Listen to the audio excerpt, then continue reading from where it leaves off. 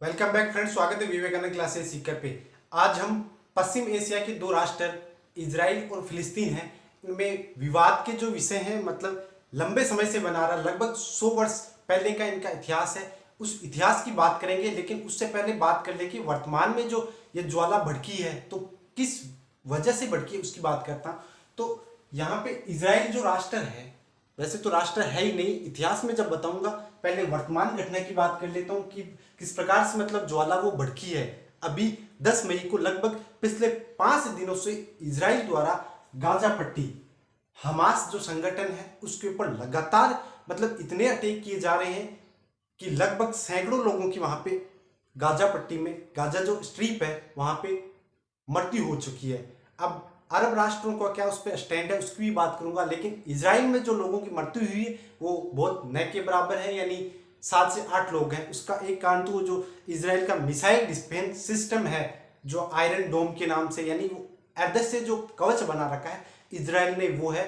क्योंकि वहां से जैसे ही मतलब गाजा पट्टी से मिसाइल आती है तो एंटी बैलिस्टिक जो मिसाइल है या अन्य किसी भी प्रकार की जो मिसाइल है, वो रडार को जैसे सिग्नल देगी वो ऑटोमेटिक हवा में उसको डिस्ट्रॉय कर देगी, ठीक है, नष्टो नाबूद कर देगी। लेकिन वर्तमान में जो डिस्प्यूट हुई थी उसकी बात करता हूं। यहाँ पे इजराइल में जेरूसलम नाम का एक स्थान है, वो 3 धर्मों का आस्था का प्रतीक है। इसमें इस्लाम, यहूदी, ठीक है, इस्लाम, यहूदी और ईसाई, ये 3 धर्म के लोग हैं। कौन से हैं? ईसाई,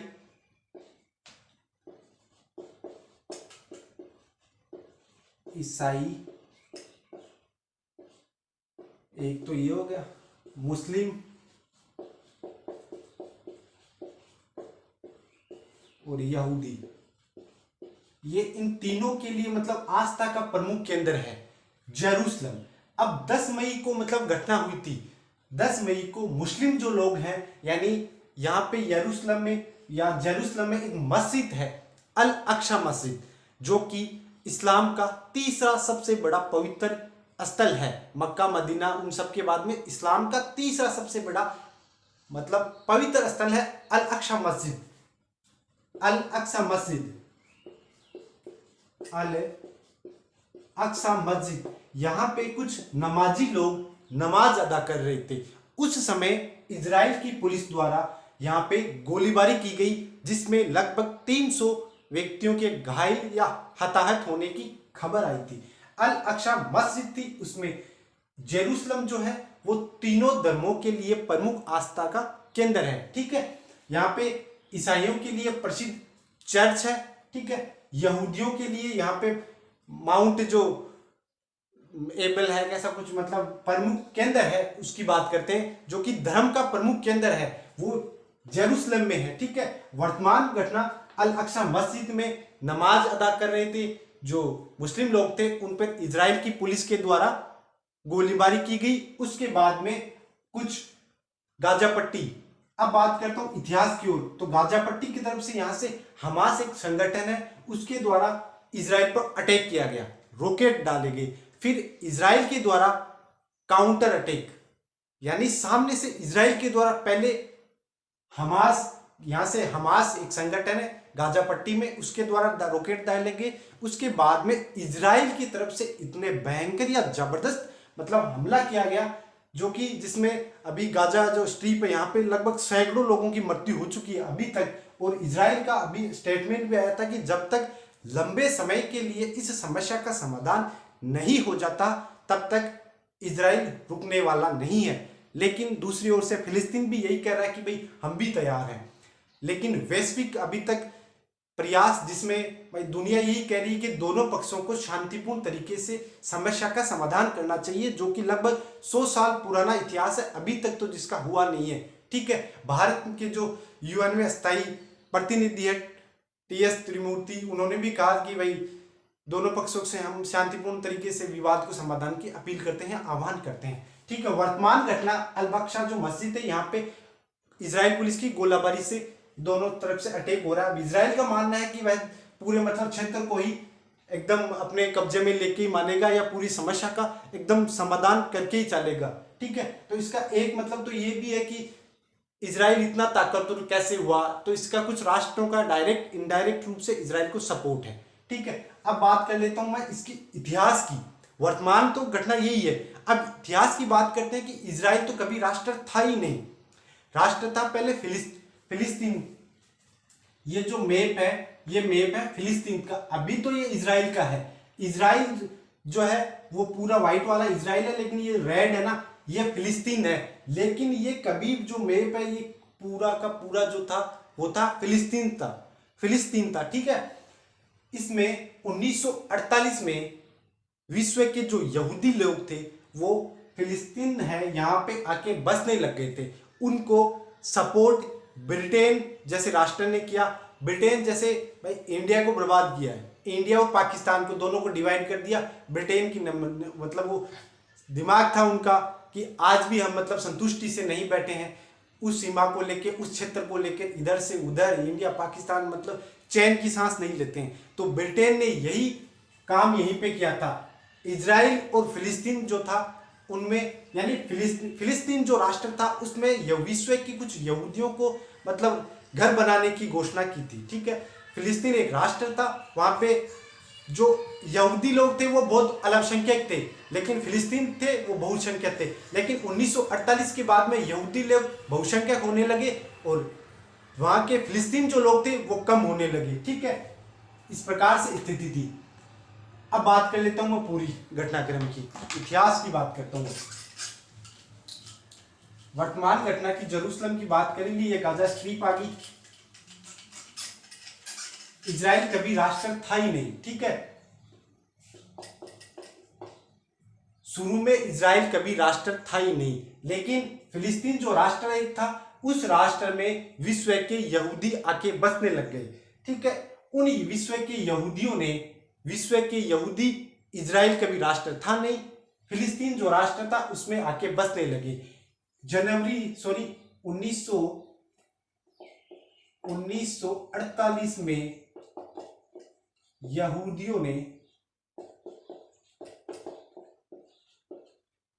जो लोग थे उन्होंने फिलिस्तीन जो राष्ट्र है उसमें इजराइल की स्थापना कर दी। यानी इजराइल तो है ही नहीं, पहले से एक राष्ट्र है फिलिस्तीन, उसमें इजराइल की स्थापना कर दी। 1948 में विश्व के यहूदियों ने फिलिस्तीन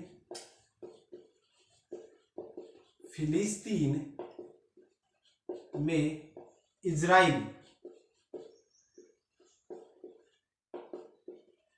की घोषणा कर दी। ठीक है, अब इस घोषणा का विरोध विश्व के अरब राष्ट्रों ने किया। अरब राष्ट्र जिनमें Oman, UAE, Qatar, Syria, Lebanon, ये सब जो राष्ट्र हैं, सऊदी, ये फिलिस्तीन के साथ थे और अब भी हैं। इन्होंने मतलब इसका विरोध किया, लेकिन विरोध इस कारण से दब गया क्योंकि इजराइल का सपोर्ट फ्रांस और ब्रिटेन और अमेरिका जैसे राष्ट्रों ने किया। इसलिए इजराइल इस समय अपनी ये घोषणा थी 1948 में, फिलिस्तीन जो राष्ट्र था उसमें सफल रहा अपनी योजना में। ठीक है, इजराइल 1948 में बन चुका था। अब फिलिस्तीन जो था वो धीरे धीरे कम होने लगा। ठीक है, और इजराइल का मतलब उदय होने लगा। अब वर्तमान स्थिति, भाई समय गुजरा। अब 1967 में अरब राष्ट्र जो थे ना, जैसे वो फिलिस्तीन के साथ थे, उनका उस समय तो बस नहीं चला। 1948 में उन्होंने विरोध किया था, लेकिन 1967 में अरब जो राष्ट्र हैं, अब अरब राष्ट्र में होते कौन कौन से हैं मैं पहले दोबारा बताता हूं। आज दोबारा बताता हूं। आज हम पश्चिमी जो एशिया है उसके दो राष्ट्र इजराइल और फिलिस्तीन है, उनमें जो विवाद है उसकी बात कर रहे हैं। ठीक है, अब अरब राष्ट्र जो है वो 1967 में इजराइल पर फिर अटैक करते हैं ताकि इजराइल का खात्मा हो सके और फिलिस्तीन जहां पे जो इस्लाम है या मुस्लिम है उनका मतलब एग्जिस्टेंस, अस्तित्व सुनिश्चित हो सके। उन्होंने 1967 में फिर अटैक किया। अरब राष्ट्र का 1967 में हमला होता है यहाँ पे इजराइल के ऊपर। अब इस हमले के दौरान या 1948 से लेकर 67 तक इजराइल इतना सक्षम या ताकतवर हो चुका था कि अब न केवल इजराइल ने सभी अरब राष्ट्रों को पराजित किया या उन्हें मुंह की खानी पड़ी सभी अरब राष्ट्रों को, बल्कि फिलिस्तीन जो था उसके पास कुछ क्षेत्र जो था ना, उसमें से कुछ क्षेत्र को इजराइल ने और अधिक अपने पास कब्जा कर लिया, जिसमें गोलन हाइट्स जैसे कुछ क्षेत्र हैं। ठीक है, ये सब मतलब और ले लिया उसने। 1967 में ये जो अटैक हुआ था इसे 6 डे वार के नाम से जाना जाता है। इसमें मतलब इजराइल की जो सीमा थी उन्होंने और अधिक विस्तार कर लिया। ये उस समय की घटना थी। अब बात करते हैं कि भाई इजराइल धीरे धीरे धीरे खात्मा हो गया। अब इजराइल क्या चाहता है इस विवाद को समाधान करने के लिए, फिलिस्तीन क्या चाहता है, फिलिस्तीन में किस प्रकार के मतलब संगठन थे, अमेरिका क्या चाहता है, भारत की क्या स्थिति है, उसकी बात करता हूं। ठीक है, तो भारत तो यही चाहता है कि भाई दोनों पक्षों की से शांति की हम अपील करते हैं कि भाई ठीक है, उनका भी मतलब इजराइल भी राष्ट्र हो, यानी द्विराष्ट्रीय जो सिद्धांत है उसकी बात करते हैं। हम कहते हैं कि भाई इजराइल भी राष्ट्र होना चाहिए और फिलिस्तीन भी होना चाहिए। ठीक है, यानी विवाद का जो समाधान है वो शांतिपूर्ण तरीके से होना चाहिए। और यूएन ने 2334 का लगभग वो एक रेजोल्यूशन था, उसका मतलब पालन होना चाहिए। टीएस त्रिमूर्ति ने कल ही कहा था। ठीक है, अब बात करते हैं आगे। फिलिस्तीन है ना, यहाँ पे मतलब शुरू में कितने दल थे और उनका क्या क्या मानना है। तो फिलिस्तीन जो राष्ट्र था, इजराइल राष्ट्र था नहीं। इजराइल ने 1948 में फिलिस्तीन जो राष्ट्र था उसमें इजराइल होने की घोषणा की थी। ठीक है, इजराइल फिलिस्तीन को मानता नहीं है और इजराइल का ये मानना है कि भाई अरब राष्ट्र है वो मुझे इजराइल को यहूदी राष्ट्र का दर्जा दे। ठीक है, अब बात करता हूं मैं कि फिलिस्तीन में क्या स्थिति थी। फिलिस्तीन जो है यहाँ पे दो दल थे, एक तो था हमास और एक था फतह। फिलिस्तीन यहाँ पे दल है दो, एक है हमास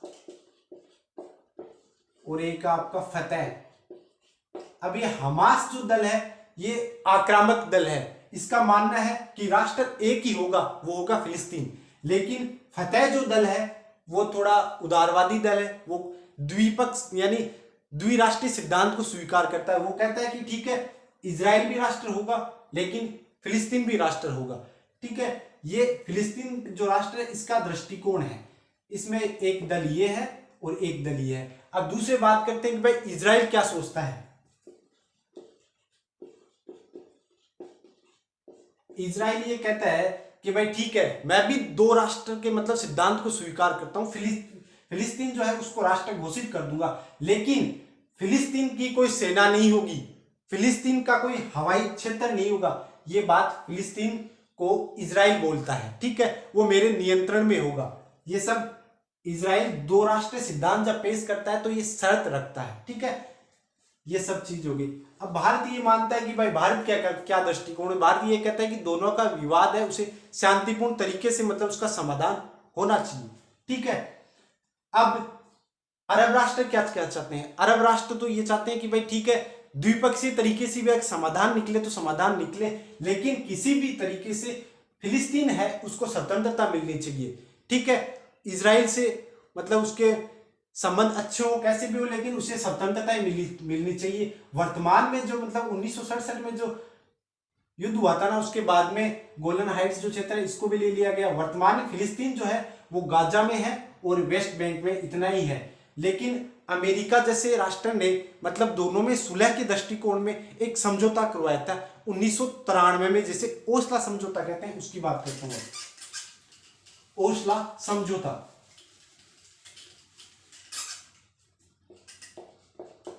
ओस्ला या ओस्लो समझौता 1993 ये फिलिस्तीन और इजराइल के मध्य यूएसए ने करवाया था। इसके तहत ये था कि भाई फिलिस्तीन जो है उसकी आंतरिक स्वतंत्रता होगी और फिलिस्तीन को अमेरिका और इजराइल वित्तीय मदद देंगे। ठीक है, और 2005 से लेकर 1993 से 2005 तक फतह जो दल था उसके यासीर फतह नाम के कुछ मतलब मैंने अभी दो दल बताए थे ना, उनमें इस दल का 1993 से लेकर 2005 तक फिलिस्तीन जो राष्ट्र था उसका शासन होगा। ठीक है, लेकिन एक दल और था हमास, उस दल ने 2005 के बाद में शासन शुरू किया या उसने चुनाव लड़ने की घोषणा कर दी, ठीक है, हमास दल ने, जिसका अमेरिका ने विरोध भी किया था, लेकिन हमास जो दल है उसने मानने से इनकार कर दिया। उन्होंने कहा कि वह अब राजनीतिक भागीदारी निभाएगा। अमेरिका के विरोध के बावजूद भी ये नहीं माना। उसके बाद में अरब राष्ट्रों ने मतलब इसमें कुलह हो गई। दोनों फिलिस्तीन जो थे वहां पे दो दल थे, फतह और हमास, दोनों में कलह की स्थिति होती है। तब अरब राष्ट्र जो है वो हस्तक्षेप करते हैं। कौन करते हैं? अरब राष्ट्र। दोनों में सुलह कराते हैं और वो कहते हैं कि भाई मतलब सत्ता जो होगी उसमें राजनीतिक बंटवारा हो जाएगा, ठीक है, यानी एक दल का प्रधानमंत्री हो जाएगा और एक दल का राष्ट्रपति हो जाएगा। इस प्रकार से यानी जो गाजा, अब हमास जो है ना, इस दल को क्षेत्र दे दिया गया गाजा का, यानी यहां पे हो जाएगा हमास, ये दल थे, ठीक है। और जो दूसरा दल जो था फतह, उसको ये वेस्ट बैंक का क्षेत्र दे दिया गया। अब ये वेस्ट बैंक और गाजा जो है वो फिलिस्तीन के क्षेत्र हैं, जहां पे वर्तमान में हमास जो है वो गाजा क्षेत्र में है, ठीक है। वहां पे इजराइल द्वारा लगातार बमबारी की जा रही है। और वेस्ट बैंक ये भी फिलिस्तीन का क्षेत्र है। गोलन हाइट पहले था, 1967 के बाद में इजराइल ने उसमें मतलब एक्विजिशन उसका कर लिया, अधिग्रहण कर लिया, ठीक है। वर्तमान में स्थिति वर्तमान में बेहद खराब है। इजराइल का ये मानना है कि वह जब तक नहीं रुकेगा, जब तक समस्या का समाधान लंबे समय तक नहीं होगा। और भारत का क्या दृष्टिकोण है? तो भारत का यही है, भारत ये चाहता है कि भाई विवाद का समाधान दोनों तरीके से हो, यानी इजराइल और फिलिस्तीन दोनों में संतुलन की स्थिति इंडिया चाहता है। और ये चाहता है कि भाई मानवता के नाते या नरसंहार जो हो रहा है उसे वर्तमान में रोका जाना चाहिए, ठीक है। ये सब स्थिति है। अब बात करते हैं आगे, इजराइल का जो मतलब शक्तिशाली होने का क्या कारण है उसकी, यानी इजराइल ने वर्तमान में अभी गाजा पट्टी से हमास के द्वारा उस पर जो अटैक किए जा रहे हैं, तो अटैक को वो किस प्रकार से मतलब रोक रहा है।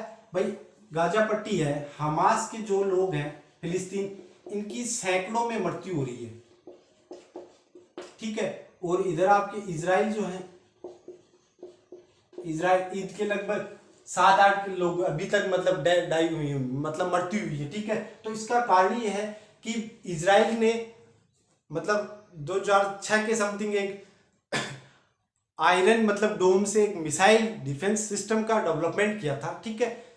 इजराइल और लेबनान के मध्य युद्ध हुआ था 2006 के बाद में उसे अमेरिका और राफेल एक कंपनी है उसके सहयोग से आयरन डोम मिसाइल जो मतलब डिफेंस जो सिस्टम है उसका निर्माण किया गया था। उसका मतलब वो एक आदर्श सिस्टम होता है, जैसे यहां से मतलब ये कोई दुश्मन राष्ट्र है, ठीक है, ये अटैक करता है किसी जैसे इजराइल जैसे राष्ट्र पर,